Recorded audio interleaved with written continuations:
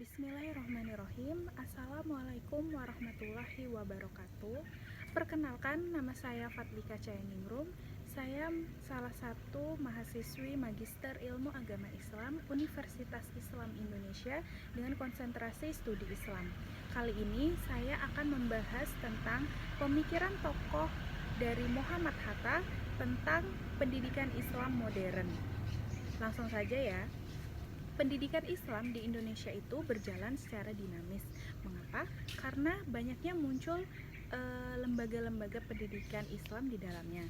Selain banyaknya lembaga-lembaga pendidikan Islam, banyak pula muncul dari pemikiran-pemikiran tokoh, termasuk dari pemikiran tokoh Muhammad Hatta. Pendidikan Islam di Indonesia berjalan sangat maju seiring setelah adanya proklamasi kemerdekaan Indonesia, di mana pendidikan Islam di Indonesia itu tidak hanya mempelajari tentang ilmu agama saja, melainkan tentang ilmu perkembangan modern. Pendidikan Islam ialah sebuah bentuk pendidikan yang diterapkan dan memasukkan nilai-nilai Islami di dalamnya, agar terciptalah manusia yang bermanfaat bagi diri sendiri maupun orang lain. Pendidikan Islam saat ini menjawab tantangan yang sangat besar terhadap dunia yang semakin serba modern dan semakin maju. Alhasil, pendidikan Islam saat ini sebagai wadah agar mampu menjawab persaingan di dunia zaman yang serba modern ini. Pemikiran Hatta terhadap pendidikan itu berjalan secara terus-menerus, terutama setelah terjadinya proklamasi kemerdekaan Indonesia. Menurut Ahmad Fuadi di dalam karyanya Islam dan Pendidikan, pemikiran Muhammad Hatta terhadap pendidikan Islam dengan berjudul relasi Islam dengan bernegara dan pemikiran Hatta terhadap pendidikan Islam. Nah, Ahmad Fuadi sendiri menjabarkan tentang 4 pemikiran dari Muhammad Hatta itu sendiri. Salah satunya ialah perhatian Hatta terhadap sosok para ulama. Maka dari itu perlu adanya kajian yang secara terus-menerus terhadap pemikiran dari Muhammad Hatta ini terhadap pendidikan Islam.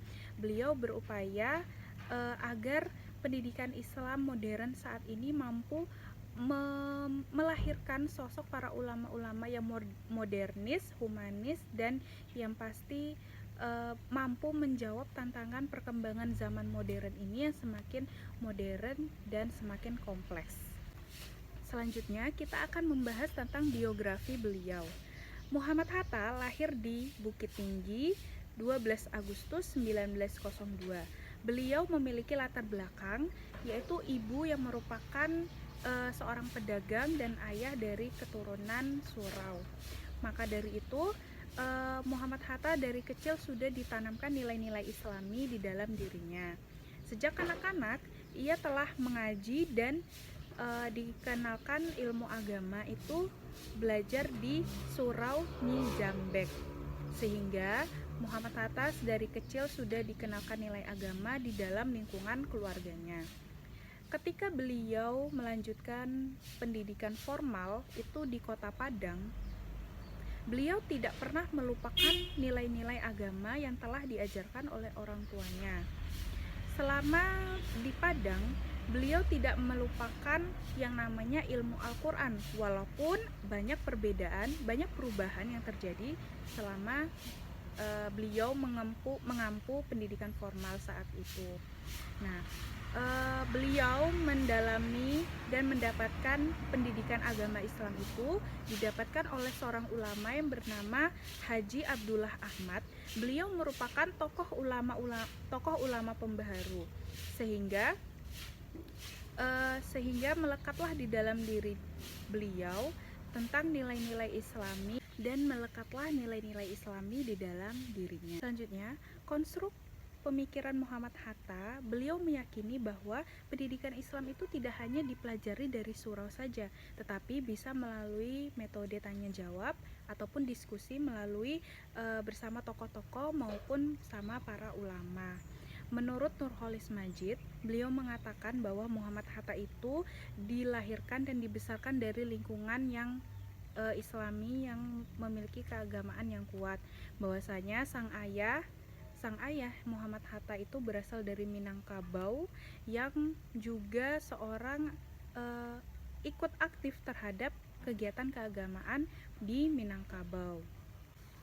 Konstruktif pemikiran Muhammad Hatta tentang pendidikan Islam ini juga dipengaruhi dilatar belakangi oleh adanya adat Minangkabau dan pendidikan Barat. Di dalam adat Minangkabau dikenal istilah dengan adagium, yang berarti adat Minangkabau itu berpangkal pada sumber agama, sedangkan sumber agama ini berjalan dari adanya sumber Al-Quran. Pendidikan Barat yang diperoleh beliau dari kecil hingga dewasa itu memberikan corak tersendiri terhadap konstruksi pemikiran Islamnya beliau. Bahwasanya beliau sejak kecil hingga remaja beliau bersekolah di Bulo dan Els. Selanjutnya beliau melanjutkan sekolah di HBS di Batavia tahun 1919. Di sanalah beliau mengembangkan ilmu-ilmu yang didapat dari sekolah. Setelah menamatkan sekolah di HBS, beliau melanjutkan pendidikan di Belanda tahun 1920. Pada saat di sana, beliau mengikuti organisasi mahasiswa yaitu Bumi Putra dan Perhimpunan Indonesia. Bahwasanya antara intelektual belajar beliau itu sejalan dengan organisasi yang beliau ikuti. Maka dari itu, secara garis besar, konstruksi pemikiran Muhammad Hatta ini tidak hanya tentang Islam saja, melainkan ada latar belakang yang mempengaruhi, yaitu adat Minangkabau dan juga pendidikan Barat. Walaupun pendidikan Barat ini bertentangan, namun beliau tetap menerapkan nilai-nilai Islami di dalamnya.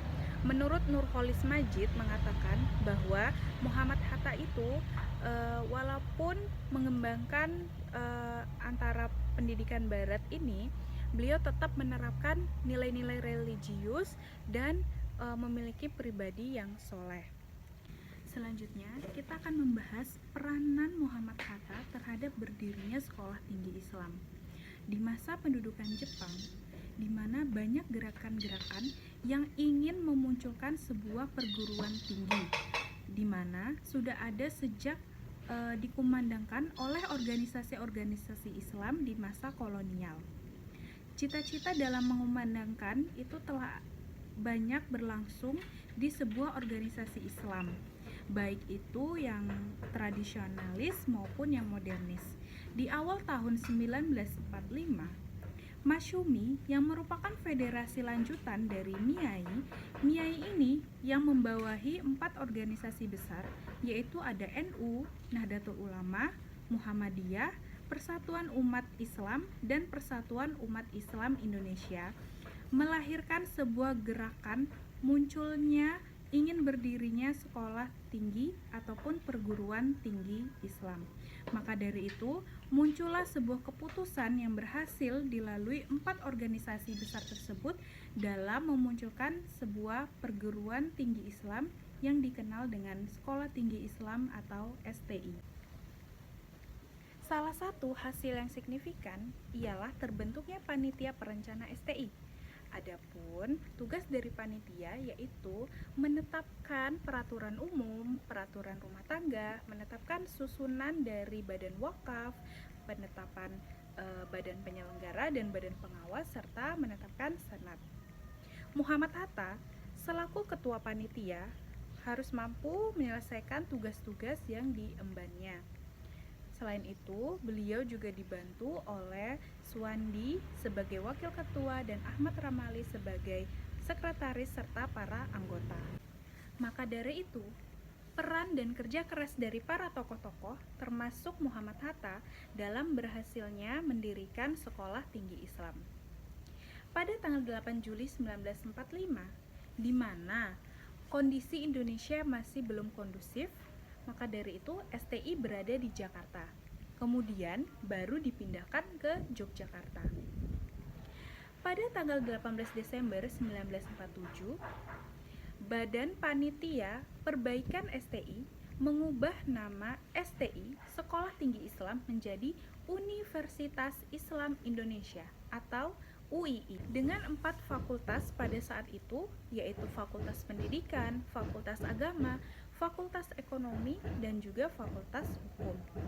Namun, Fakultas Pendidikan dipindahkan ke UNY. Dan saat ini, UII telah memiliki 8 fakultas unggulan, yaitu Fakultas Kedokteran, Fakultas Hukum, Fakultas Ekonomi, Fakultas Psikologi Sosial Budaya, Fakultas MIPA, Fakultas FTSP, Fakultas FTI, Fakultas Ilmu Agama Islam. Selain itu, UII juga memiliki Pascasarjana S2 dan S3-nya. Dan juga UII saat ini menjadi salah satu universitas swasta favorit pilihan mahasiswa-mahasiswi dari Indonesia maupun dari luar Indonesia. Nah, sekian dari saya. Kurang lebihnya saya mohon maaf. Wassalamualaikum warahmatullahi wabarakatuh.